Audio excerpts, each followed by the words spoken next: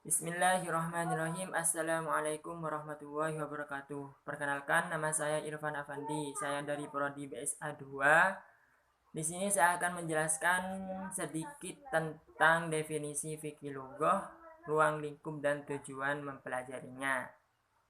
Fikih lughah adalah salah satu ilmu tinggi dalam pembelajaran bahasa Arab. Ada banyak hal yang harus dipelajari oleh seorang yang ingin memantapkan ilmu bahasa Arabnya di dalam fikih lughah. Yang pertama, definisi fikih. Kata fikih berasal dari kata bahasa Arab yakni fikhun, yang berarti paham secara bahasa. Adapun secara istilah fikih berarti mengetahui akan sesuatu hal. Sebagian ulama berpendapat bahwa fikih adalah ilmu yang teristimewa. Fikih populer penggunaannya untuk ilmu agama karena kemuliaannya, namun juga digunakan untuk penamaan ilmu lain dengan keterkaitan seperti ilmu fikih lughah.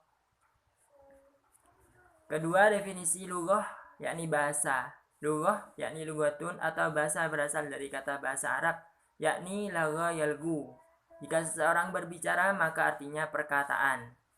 Lughah yakni bahasa secara terminologi adalah suara yang diungkapkan oleh seseorang untuk menyampaikan maksudnya.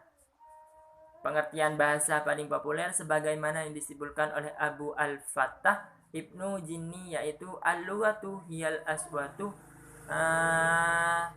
yu'abiru biha kullu qaumin an aghrasuhum. Bahasa adalah bunyi-bunyi yang diungkapkan oleh setiap kaum mengenai maksud, yakni yang ingin disampaikan oleh mereka. Ketiga, teori bahasa. Banyak teori bahasa yang beredar di kalangan para ahli bahasa. Secara umum, bahasa banyak diartikan sebagai suara yang dituturkan, namun teori terbaru mendefinisikan bahasa secara lebih luas. Bahasa diartikan sebagai semua media yang bisa digunakan untuk memahami maksud tertentu. Tidak hanya terbatas pada suara, bahasa secara luas termasuk isyarat, mimik wajah, ketukan, morse, dan lain sebagainya. Teori bahasa secara psikologi adalah pikiran atau perasaan yang diungkapkan oleh seseorang melalui simbol-simbol tertentu seperti simbol bunyi huruf.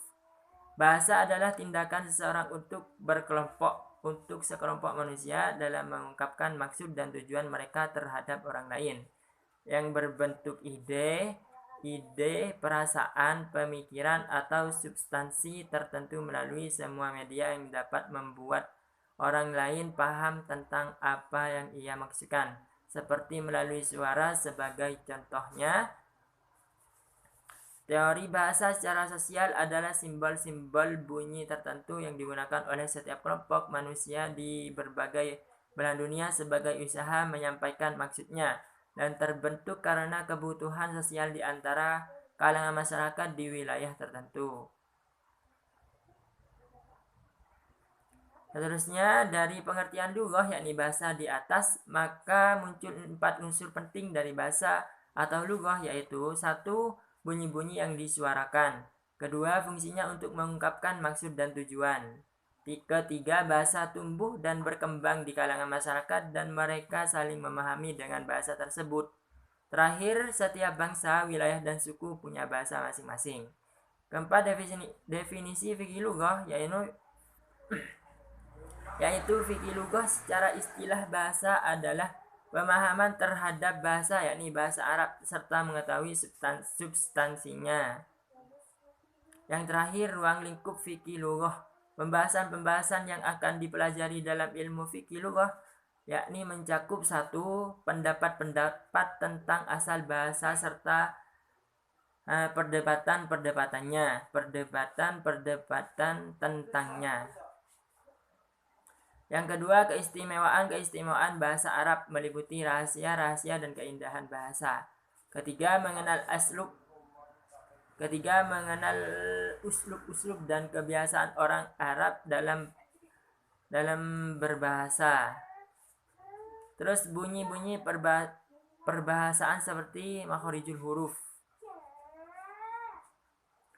Yang keenam, tujuan mempelajari fikih lughah. Di antara yang menjadi Tujuan mempelajari ilmu fikih lugah adalah sebagai berikut. Fikih lugah adalah salah satu bagian ilmu yang penting dari banyak ilmu. Diharapkan untuk mempelajarinya mesti tidak mendalami. Kedua, pengetahuan dan pengenalan terhadap ciptaan Allah Subhanahu wa taala dalam mempelajari bunyi-bunyi bahasa, yakni aswat lughawiyah, yang merupakan salah satu instrumen suara yang dianugerahkan kepada kita sebagai salah satu tanda dari banyak tanda kekuasaan Allah Subhanahu wa taala. Demikian penjelasan dari saya, kurang lebihnya mohon maaf. Wassalamualaikum warahmatullahi wabarakatuh.